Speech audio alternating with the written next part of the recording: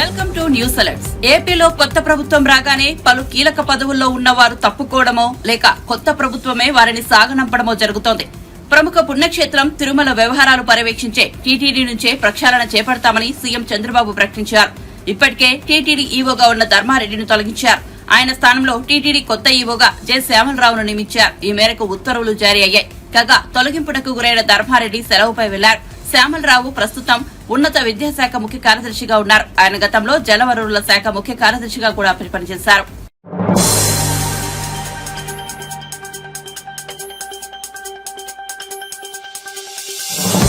Dharmavaram portal ప్రక్షాళన దిశగా చర్యలు చేపట్టినట్లు మంత్రి పొంగులేటి శ్రీనివాసరెడ్డి తెలిపారు. గత టీఆర్ఎస్ ప్రభుత్వం తీసుకొచ్చిన ఈ పోర్టల్ వల్ల లక్షలాది కుటుంబాలు భూ సమస్యలను ఎదుర్కొంటున్నాయని, ఎన్నో కుటుంబాలు చిన్నాభిన్నం అయ్యాయన్నారు. శుక్రవారం నాడు ఆయన ధరణి కమిటీ సభ్యులతో సమావేశమయ్యారు. అనంతరం మీడియాతో మాట్లాడుతూ ఈ సమస్యల నుంచి ఉపశమనం పొందడానికి ధరణి పోర్టల్ ను పునః వ్యవస్థీకరించి భూ వ్యవహారాలకు సంబంధించి చట్టాల్లో మార్పులు తీసుకురావాల్సి ఉందన్నారు. ఆ దిశగా చర్యలు చేపట్టినట్లు చెప్పారు. ప్రధానమైన సమస్య ఇళ్ల స్థలాలు, ఇళ్లు. ఈ రెండింటికి మంత్రిని నేనే, చేయగలిగేది నేనే. కాబట్టి గౌరవ ముఖ్యమంత్రి రేవంత్ రెడ్డి గారి నాయకత్వంలో ప్రతి పేదవాడికి, అర్హుడైన వాడికి ఈ రాబోయే 5 సంవత్సరాల్లో ఇందిరమ్మ ఇళ్లు ఇయ్యాలన్నది ఈ ప్రభుత్వం యొక్క లక్ష్యం. కానీ పాలేరు నియోజకవర్గం నా సొంత ఊరు, నా సొంత ఇల్లు కాబట్టి రాబోయే 3 సంవత్సరాల లోపే ప్రతి పేదవాడికి, అర్హుడైన వాడికి ఇళ్లు, ఇళ్ల స్థలం ఇచ్చే బాధ్యత నాదే. రాబోయే కొద్ది రోజుల్లోనే మొదటి విడతగా కొన్ని ఇళ్లు ఇస్తున్నాను. పేదవాళ్లలో బహుపేదవాళ్లు ముందు కట్టుకోండి.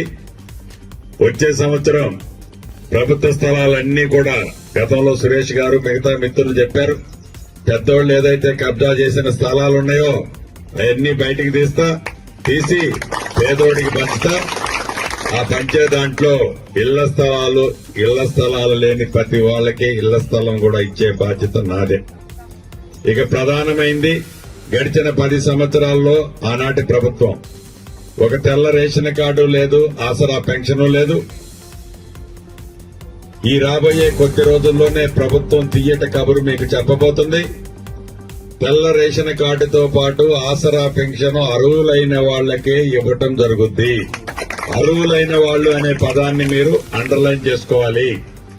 గత ప్రభుత్వంలో నేను అప్పుడున్న మంత్రి గారికి దగ్గర, అప్పుడున్న ఎమ్మెల్యే గారికి దగ్గర అని పేదోడికి ఇవ్వకుండా, అర్హుడైన వాడికి ఇవ్వకుండా ఎవరైతే తీసుకున్నారో వాళ్ళ తోక మొదటికి కత్తిరించడం జరుగుతుందని కూడా ఈ వేదిక ద్వారా చెప్తాను. చివరగా మీ అందరికీ తెలియజేసేది 2 విషయాలు. ఇప్పుడు ఎన్నికల కోసం మీ దగ్గరికి రాలే, ఓట్ల కోసం మిమ్మల్ని అడగటానికి రాలే. కానీ ఓట్ల కోసం నేను వచ్చి అడిగినప్పుడు పెద్ద మనసుతో మీ ఇంటి పెద్ద కొడుకుగా మంచి మెజార్టీతో నన్ను ఆశీర్వదించి దీవించి పంపించారు. మీ కొడుకుగా మీ కష్టాలు తీర్చాల్సిన బాధ్యత నా మీద ఉంది కాబట్టి తప్పకుండా మీ కష్టాల్లో అండదండలుగా ఉంటానని తెలుపుతున్నాను. మీ గ్రామ పంచాయతీ విడగొట్టాలని అడిగారు. ఇప్పుడు ఎన్నికల ముందు ఇది సాధ్యం కాదు. ఈ ఎన్నికలు జరగనియండి. వచ్చే ఎన్నికల లోపే, ఈ ఎన్నికలు అయిన తర్వాత ఆ ప్రాసెస్ సంవత్సరం పైన పట్టుద్ది. నెక్స్ట్ ఎన్నికల కల్లా గ్రామ పంచాయతీ విడగొట్టడమా, దీన్ని సపరేట్ ఒక మున్సిపాలిటీ చేయటమా, మీ అందరి అభిప్రాయాలు తీసుకున్న తర్వాత నిర్ణయం జరుగుద్దని మీ అందరికీ తెలుపుతూ, మీ ప్రేమ అభిమానాలు ఇలానే ఉండే విధంగా మీ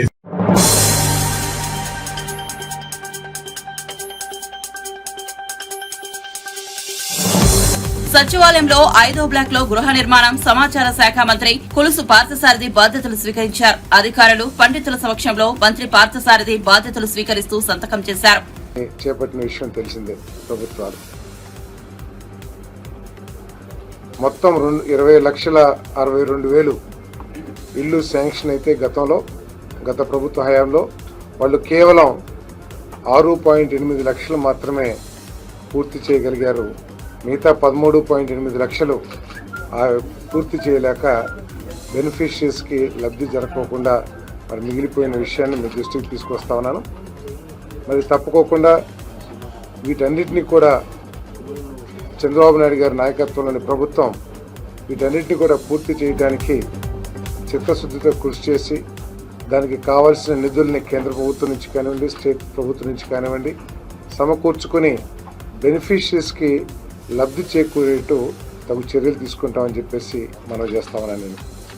మరి ఈ కాలనీస్లో ఇన్ఫ్రాస్ట్రక్చర్ ఏర్పాటు చేయడానికి మరి జేజేఎం కానివ్వండి, లేదా అమృత్ కేంద్ర ప్రభుత్వ స్కీమ్స్ ఏదైతే ఉన్నాయో అమృత్ స్కీమ్స్, ఆ స్కీమ్స్లో అర్బన్ గృహ నిర్మాణానికి, అదేవిధంగా ఎన్ఆర్జీఎస్ కింద రూరల్ గృహ నిర్మాణానికి నిధులు తీసుకొచ్చుకునే అవకాశం ఉంది. కాబట్టి ఎక్కువగా పనిచేసి, ఎక్కువగా అభివృద్ధి చేసి, ఎక్కువగా నిధుల్ని రాబట్టడానికి కేంద్ర ప్రభుత్వం నుంచి మరి మేమంతా కూడా హౌసింగ్ డిపార్ట్మెంట్ అంతా కూడా ప్రయత్నం చేస్తామని చెప్పేసి మనం చేస్తామని నేను. మరి క్షేత్రస్థాయిలో లబ్ధిదారులకు ఉన్న సమస్యల్ని పరిష్కరించడానికి, వాళ్ళకి రకరకాల సమస్యలు, ఏదో మెటీరియల్ సక్రమంగా అందట్లేదనో, లేకపోతే లేఅవుట్లు స్థలాన్ని కేటాయించినా కూడా మాకు స్థలాన్ని చూపించలేదనో, రకరకాల సమస్యలతో మరి ఈ స్కీమ్ కొంత కుంటుపడిన, గత ప్రభుత్వం పర్యవేక్షణ, ఎఫెక్టివ్ పర్యవేక్షణ లేకపోవడం మూలంగా కొంత కుంటుపడిందనే అభిప్రాయం ప్రజల్లో ఉంది.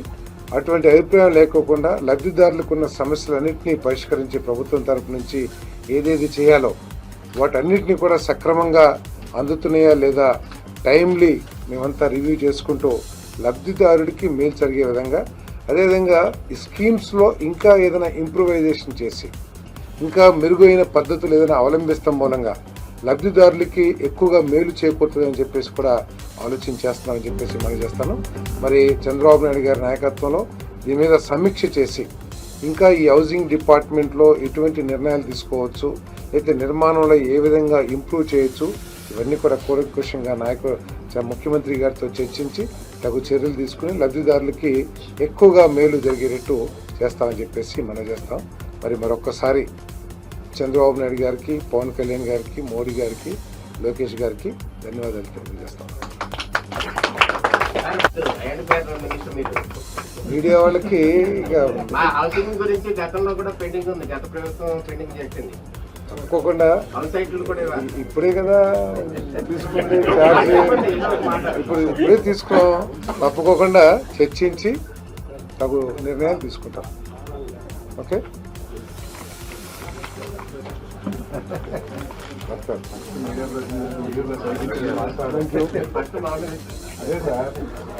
Okay, anything sir. Okay, thank you. So మా డిపార్ట్మెంట్ అధికారులందరి సహకారం కూడా కోరుతా ఉన్నాను. ఐఎన్పిఆర్ అధికారులు కానివ్వండి, హౌసింగ్ డిపార్ట్మెంట్ అధికారులు సహకారం కోరుతూ అందరం కలిసి ప్రభుత్వానికి మంచి పేరు వచ్చే విధంగా, లబ్ధిదారులకి మేలు చేకూరే విధంగా తగు చర్యలు తీసుకుందామని చెప్పేసి మా డిపార్ట్మెంట్ అందరినీ కూడా కోరుతా ఉన్నాను. అదేవిధంగా డిపార్ట్మెంట్ వారికి ఏదైనా సమస్య ఉన్నా కూడా ముఖ్యమంత్రి గారితో మాట్లాడి వాటిని కూడా పరిష్కరించడానికి నేను ప్రయత్నం చేస్తానని చెప్పేసి కూడా ఈ సందర్భంగా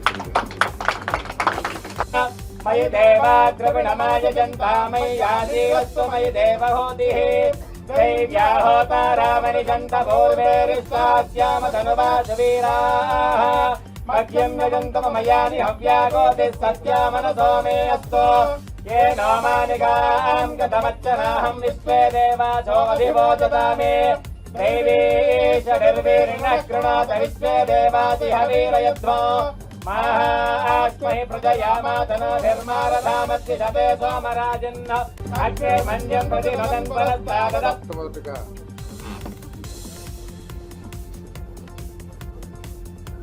మంత్రి బాధ్యతలు అప్పచెప్పిన మా ప్రియతమ నాయకుడు చంద్రబాబు నాయుడు గారికి,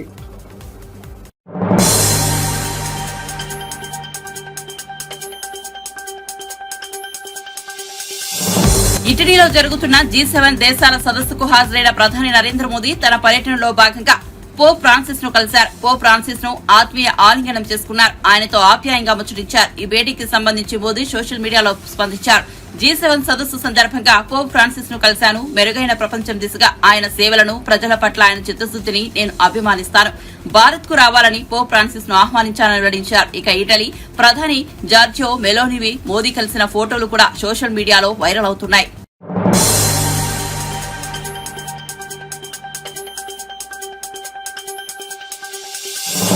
మాజీ మంత్రి బీఆర్ఎస్ వర్కింగ్ ప్రెసిడెంట్ కేటీఆర్ కు హైకోర్టు నోటీసులు జారీ చేసింది. కేటీఆర్ ఎన్నికల అఫిడవిట్లపై హైకోర్టులో పిటిషన్లు దాఖలయ్యాయి. కాంగ్రెస్ నాయకుడు కేకే మహేందర్ రెడ్డి, లగసిట్టి శ్రీనివాసులు హైకోర్టులో పిటిషన్ దాఖలు చేశారు. ఎన్నికల అఫిడవిట్ లో కేటీఆర్ తప్పుడు సమాచారం ఇచ్చారని ఆ పిటిషన్ లో పేర్కొన్నారు. వీటిపై జస్టిస్ నామవరపు రాజేశ్వరరావు విచారణ చేపట్టారు. కేటీఆర్ రాష్ట్ర ఎన్నికల ప్రధాన అధికారి సిరిసిల్ల రిటర్నింగ్ ఆఫీసర్ కు నోటీసులు జారీ చేశారు. 4 వారాల్లో కౌంటర్ దాఖలు చేయాలని ఆదేశించారు.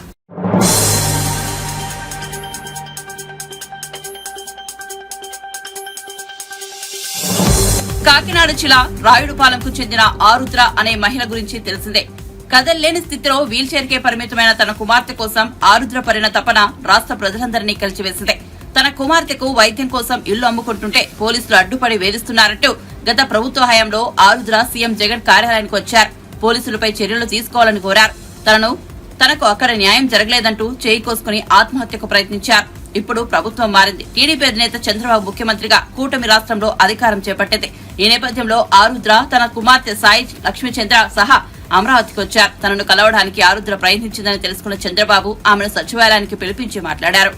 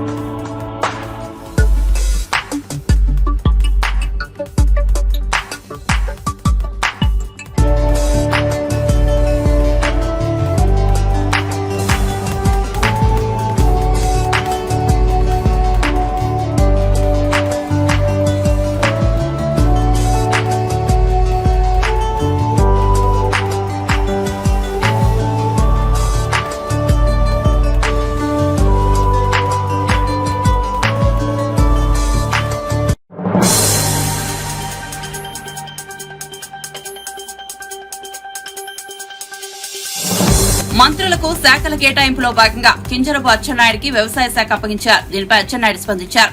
నాపై నమ్మకంతో అత్యంత కీలకమైన వ్యవసాయ శాఖ మంత్రిగా నన్ను నియమించినందుకు ముఖ్యమంత్రి నారా చంద్రబాబు నాయుడికి కృతజ్ఞతలు. అందరికీ అన్నం పెట్టే అన్నదాతకు సేవ చేసే అవకాశం కల్పించినందుకు ధన్యవాదాలు. చంద్రబాబు నాయుడు గారు నాకు అప్పగించిన బాధ్యతను అంతఃకరణ శుద్ధితో నిర్వహించి ప్రతిక్షణం రైతన్నల సంక్షేమానికి, రాష్ట్ర వ్యవసాయ అభివృద్ధికి పాటుపడతానని తెలిపారు.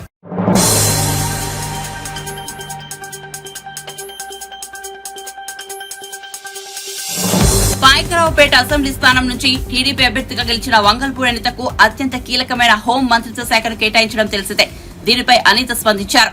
తనకు హోంశాఖ అప్పగించిన నేపథ్యంలో ముఖ్యమంత్రి Chandrababu, deputy CM Pawan Kalyan, party జాతీయ ప్రధాన కార్యదర్శి నారా లోకేష్, ఎన్డీఏ నేతలకు కృతజ్ఞతలు తెలుపుకుంటున్నానని వెల్లడించారు.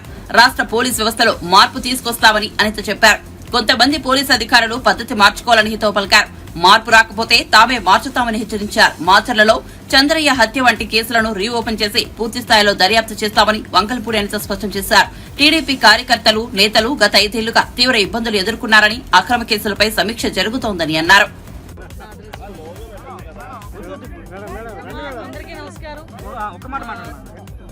చాలా గురుతర బాధ్యత నా మీద పెట్టారు చంద్రబాబు నాయుడు గారు. నా మీద ఉన్న అభిమానంతో కంపల్సరీగా మేము అందరం కూడా ఎక్కడ కూడా మచ్చ రాకుండా చేస్తాం. ఒక్కళ్ళందరూ కూడా ప్రశాంతంగా బతికే వాతావరణం క్రియేట్ చేస్తామని మాత్రం తెలియజేసుకుంటాం. Thank you.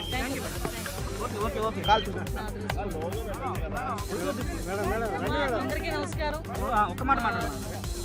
చాలా గురుతర బాధ్యత నా మీద పెట్టారు చంద్రబాబు నాయుడు గారు. నా మీద ఉన్న అభిమానంతో కంపల్సరీగా మేము అందరం కూడా ఎక్కడ కూడా మచ్చ రాకుండా చేస్తాం. ఒక్కరందరూ కూడా ప్రశాంతంగా బతికే వాతావరణం క్రియేట్ చేస్తాం మాత్రం తెలియజేస్తాం. Thank you.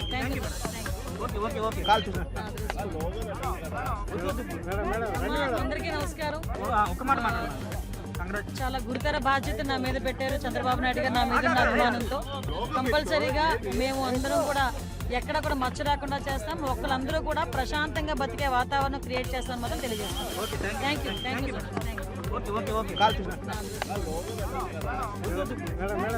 అందరికీ నమస్కారం.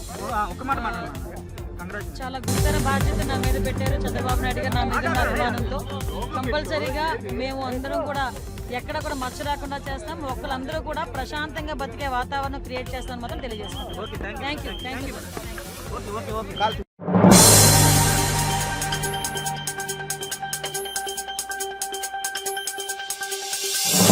ఎన్నికల్లో వైసీపీకి కేవలం 11 సీట్లే రావడంతో ఆ పార్టీకి ప్రతిపక్ష హోదా ఇవ్వలేని పరిస్థితి నెలకొంది. ఆ పార్టీ అధినేత జగన్ కూడా ఇదే విషయమై సందేహం వ్యక్తం చేశారు. తమకు ప్రతిపక్ష హోదా ఇవ్వకపోవచ్చంటూ ఆయన వ్యాఖ్యానించారు. ఈ నేపథ్యంలో మంత్రి పయ్యావుల కేశవ్ ఆసక్తికర వ్యాఖ్యలు చేశారు. జగన్ అసెంబ్లీకి రావాలని కోరుకుంటున్నారని తెలిపారు. సభ అర్థవంతంగా జరగాలని కోరుకుంటున్నారని పేర్కొన్నారు. తమ ప్రభుత్వ పాలనలో అభివృద్ది సంక్షేమానికి పెద్దపీట వేస్తామని అన్నారు.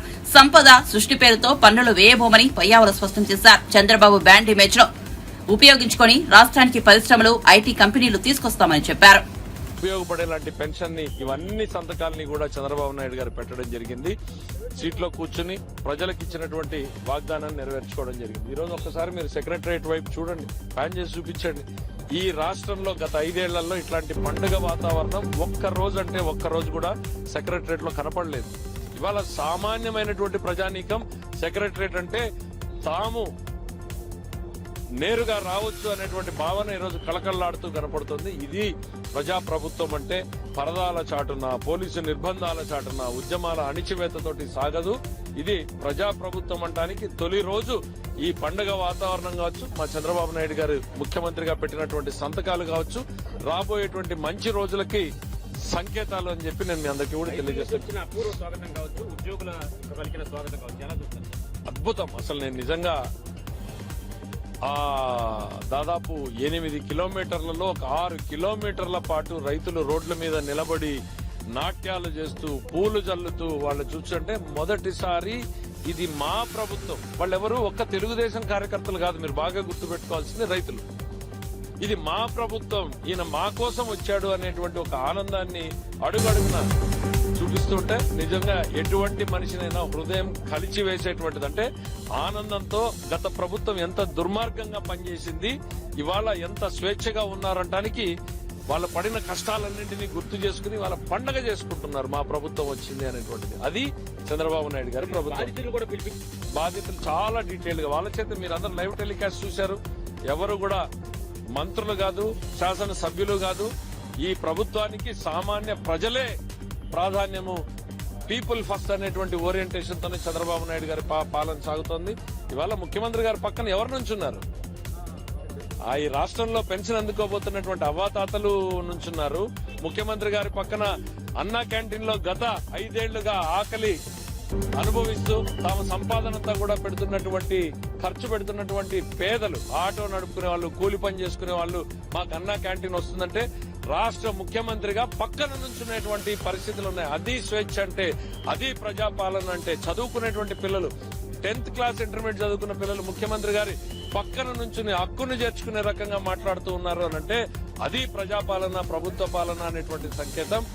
ఇవాళ అన్నా క్యాంటీన్ నుంచి అవ్వాతాతల వరకు ప్రతి వర్గాన్ని సంతోషంగా ఉంచడమే ముఖ్యమంత్రి.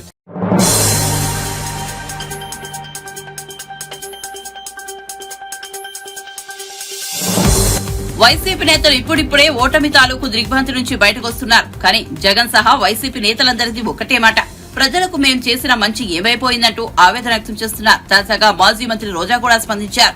చెడు చేసి ఓడిపోతే సిగ్గుపడాలని, కానీ తాము మంచి చేసి ఓడిపోయామని తెలిపారు. అందుకే గౌరవంగా తలెత్తుకు తిరుగుతామని, ప్రజల గొంతుకై ప్రతిధ్వనిద్దామని సహచర వైసీపీ నేతలకు ఆమె పిలుపునిచ్చారు.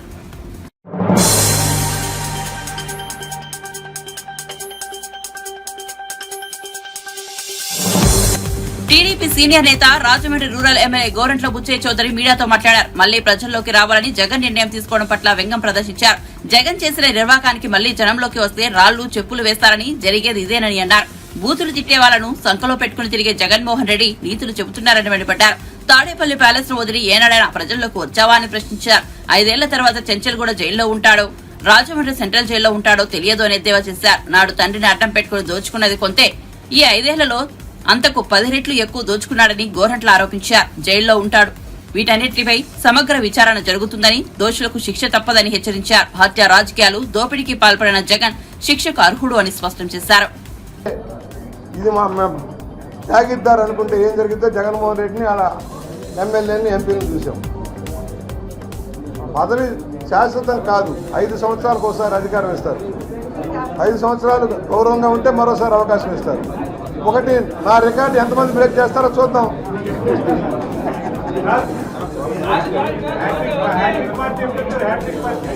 కూర్చుందాం.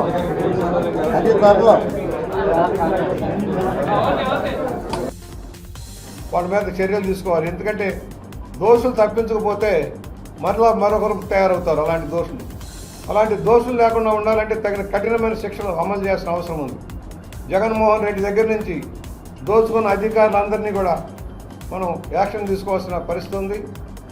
ఇవాళ పెన్షన్లే కాదు, ఇవాళ అభివృద్ధి ప్రాంతాల్లో ముందుకు సాగాల్సిన అవసరం ఉంది. ఆ వైపు కూడా మేము దృష్టి సారించబోతున్నాం.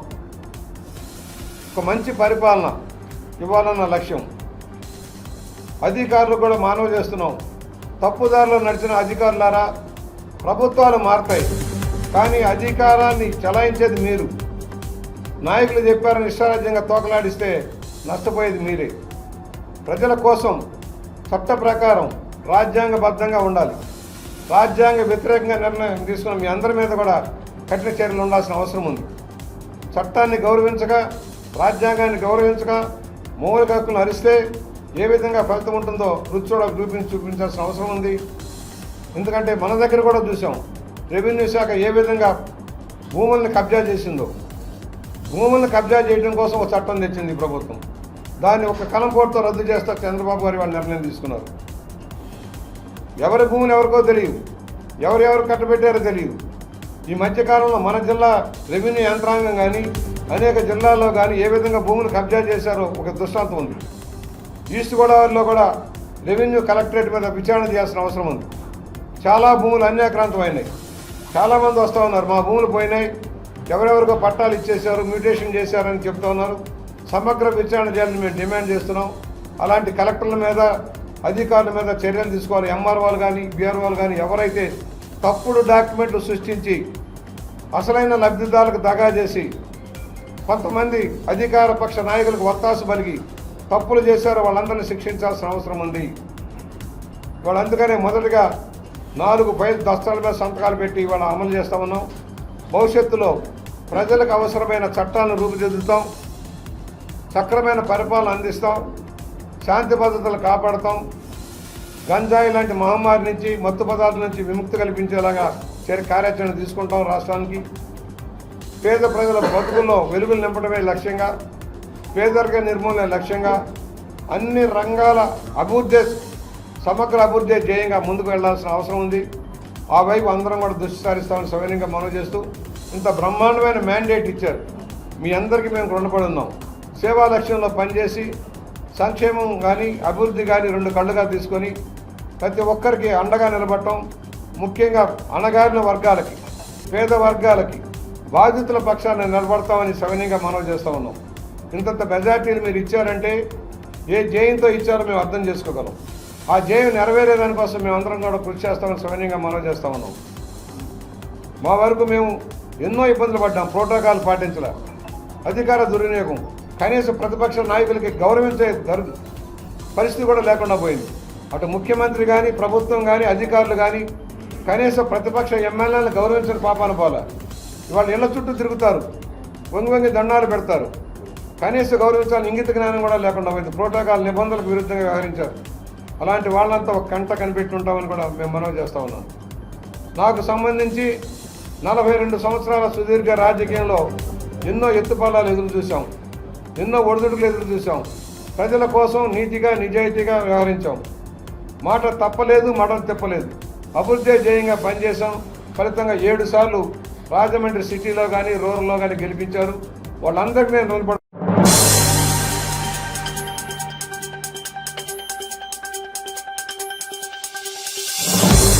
మంత్రులుగా శాఖలు పొందిన కొంతమంది ముఖ్యమంత్రి చంద్రబాబును సచివాలయంలో మర్యాదపూర్వకంగా కలిశారు. తెలుగుదేశం సీనియర్ నేతలు చంద్రబాబుతో భేటీ అయ్యారు. మంత్రివర్గం కూర్పు చేసిన విధానాన్ని చంద్రబాబు వారికి వివరించారు. మంత్రివర్గంలో చోటు దక్కని వారి సేవలు వేరే రూపంలో వినియోగించుకుంటామని సీఎం స్పష్టం చేశారు. తమకు కేటాయించిన శాఖలపై మంత్రులు అనిత, నిమ్మల, సత్యకుమార్ సీఎంను కలిసి సంతోషం వ్యక్తం చేశారు. హోంశాఖ కేటాయించినందుకు అనిత ప్రత్యేక ధన్యవాదాలు తెలిపారు. సమర్థవంతంగా పనిచేయాలని మంత్రులకు చంద్రబాబు సూచించారు. యనమల, అయ్యన్న, ధూళిపాల, నక్క ఆనందబాబు చంద్రబాబును కలిశారు. జగన్ రాష్ట్రాన్ని ధ్వంసం చేశారు కాబట్టి ప్రజలు మార్పు కోరుకున్నారని మాజీ మంత్రి యనమల రామకృష్ణుడు అన్నారు. ఆ ప్రభుత్వం కనుక 4 కాలాల పాటు ఉంటుంది. ఇది నేను 2007 సంవత్సరంలో ఫస్ట్గా మహానాడులో చెప్పాను నా స్పీచ్లో. తర్వాత 2009లో కూడా చెప్పాను. అందుకనే యంగర్ జనరేషన్కి అవకాశాలు వచ్చింది ఈ క్యాబినెట్లో. ఆ యంగర్ జనరేషన్కి అవకాశాలు ఇవ్వడానికి అందరూ కూడా వెల్కమ్ చేయవలసినటువంటి సందర్భం. అంతే ఈ యంగర్ జనరేషను కమిట్మెంట్ తోటి, అదేవిధంగా ఒక చిత్తశుద్ధితోటి పనిచేయవలసినటువంటి బాధ్యత కూడా ఉంది. ఆనాడు నేను 29 సంవత్సరాలు ఉన్నప్పుడు ఎన్టీ రామారావు గారు మాకు అవకాశం ఇచ్చారు. సో చిత్తశుద్ధితోటి, లాయల్టీతోటి పనిచేస్తే, కమిట్మెంట్ తోటి పనిచేస్తే ఎవరన్నా 4 కాలాల పాటు నాయకుడిగా ఉండటానికి అవకాశం ఉంటుంది. అంచేత ఈ ఏదైతే క్యాబినెట్ కూర్పు ఉందో ఆ కూర్పు తప్పకుండా 100% బ్రహ్మాండంగా ఉంది. వెల్కమ్ చేస్తున్నాం కూడా అందరం కూడా. అంచేత సీనియర్స్ అనేటువంటిది నేను చెప్పాను, మీరు ఒకసారి ఆ రోజు పేపర్లు చూస్తే తెలుస్తుంది. సీనియర్స్ అనేటువంటిది పార్టీకి ఉపయోగపడాలి. అదేవిధంగా మిగతా వాళ్ళకి, కింద వాళ్ళకి అకామిడేట్ చేయాలి. కింద వాళ్ళకి అకామిడేట్ చేస్తే యంగర్ జనరేషన్ పైకి రావడానికి అవకాశం ఉంటుంది. మన ఫ్యామిలీ అయినా అంతే. కింద వాళ్ళకి మనం సంపాదించినప్పుడు మన కింద వాళ్ళకి, మన కొడుకు కూతురికి అవకాశం ఇస్తే వాళ్ళు వస్తారు. అంచేత ఏంటంటే ఎప్పటికప్పుడు పాత నీరు ప్రక్కడికి బాధ ఎప్పుడు కూడా పాత నీరు కొత్త నీరు కలుస్తూనే ఉంటాయి. ఆ కలయిక అనేది ఎప్పుడు ఉంటుంది. ఈ కలయికే ఈ రాష్ట్రానికి ఉపయోగించుకోవడానికి ఉపయోగపడుతుంది. అంచేతే ఏదైతే క్యాబినెట్లో మోర్ దాన్ 50% యూత్కి ఇచ్చారో దాన్ని వెల్కమ్ ఆస్పెక్ట్ తప్ప మరొకటి కాదు. నేను ఇప్పుడే సీఎం గారితో కూడా మాట్లాడొచ్చాం కొన్ని విషయాలు. అవన్నీ కూడా త్వరలో అమలు చేస్తాం. ఎంచేతంటే మేము ప్రజలు మార్పు కోరుకున్నారు. మార్పు తగ్గట్టుగా మేము మార్పు చేస్తామని మేము హామీలు ఇచ్చాం. ఆ మార్పు భవిష్యత్తులో జరగాలి. అదేవిధంగా ఒక క్యాబినెట్ కాకుండా మొత్తం పార్టీ యంత్రాంగం అంతా కూడా చిత్తశుద్ధితో పనిచేసి ఏదైతే ప్రజలు ఆశ పెట్టుకున్నారో రాష్ట్రానికి చేయవలసిన కార్యక్రమాలు ఉన్నాయో ఇవన్నీ చేయవలసిందే ప్రతి ఒక్కరు కూడా పార్టీలో ఉన్నటువంటి వాళ్ళు. అదేవిధంగా కూటమి యొక్క బాధ్యత. ఎవరు మాజీ ముఖ్యమంత్రి 5 ఏళ్ల పాటు కళ్ళు మూసుకున్నాం, ఈ 5 ఏళ్ళు కూడా కళ్ళు మూసుకున్నాం. ఎన్ని రోజులు కళ్ళు మూసుకో 30 సంవత్సరాలు నేను ఉంటానన్నాడు. 30 సంవత్సరాలు 5 సంవత్సరాల్లో ప్రజలు కళ్ళు మూసేశారు. ఆ కళ్ళు ఎప్పుడు తెరుస్తారో తెలీదు. ప్రజాస్వామ్యంలో ప్రజల ఇష్టం. ఆయన సరిగ్గా చేసుకోలేకపోయాడు కాబట్టి కళ్ళు మూసేశారు. 30 సంవత్సరాలు ఉంటానని గర్వం పలికినటువంటి వ్యక్తి 5 సంవత్సరాలు ఎందుకు పోయాడు అంటే ఈ రాష్ట్రాన్ని ధ్వంసం చేశాడు కాబట్టి, రాష్ట్ర ప్రజలకు అన్యాయం చేశాడు కాబట్టి ఒక మార్పు కోరుకున్నారు. ఈ మార్పును మేము సరిగ్గా ఉపయోగించుకుని ప్రజలకి, రాష్ట్రానికి ఉపయోగపడితే పర్మనెంట్గా ఉండడానికి అవకాశం. గతంలో పోలిస్తే ఆర్థిక విధానం 5 ఏళ్లలో చాలా భారీగా తప్పుదోవ పట్టింది అనేది అందరికీ అర్థమవుతుంది. ఇప్పుడు జగన్మోహన్ రెడ్డి 5 సంవత్సరాల్లో దాదాపు క్రైసిస్ క్రియేట్ చేశారు.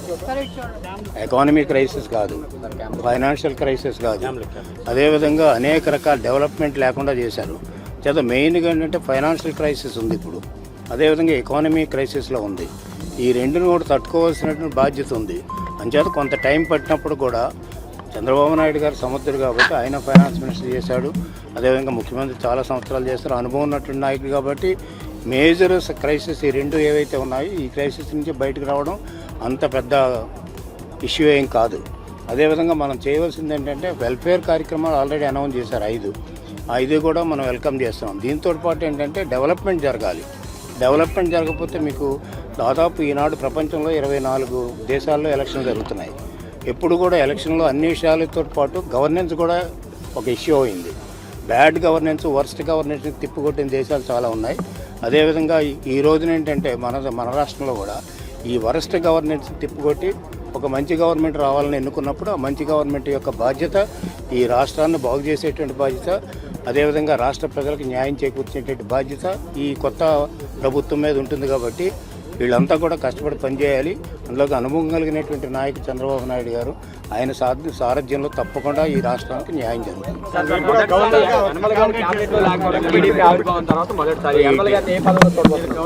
It is not the question of Yanamala in the cabinet or not. ఇదేంటంటే రాష్ట్ర ప్రజలకి మేమంతా కూడా పార్టీలో ఉన్నాం, పార్టీ సీనియర్స్గా ఉన్నాం. రాష్ట్ర అభివృద్ధికి మేమంతా తోడ్పడతాం. అంటే పదవి ఉండాలి లేదనేది ఏమి లేదు. పదవులు లేని వాళ్ళు చాలా మంది కష్టపడుతున్నారు. మరిన్ని వీడియోస్ కోసం ఛానల్ ని సబ్స్క్రైబ్ చేయండి. లేటెస్ట్ అప్డేట్స్ కోసం వాట్సాప్ ఛానల్ ని ఫాలో చేయండి. అండ్